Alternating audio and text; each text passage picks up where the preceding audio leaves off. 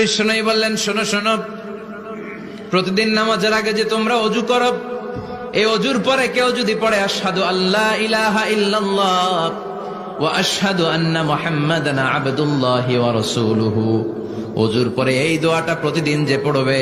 কিয়ামতের দিন 8টা জান্নাতের যে কোনো দরজা দিয়ে ঢোকার অনুমতি ওই বান্দাকে আল্লাহ দিয়ে দিবে।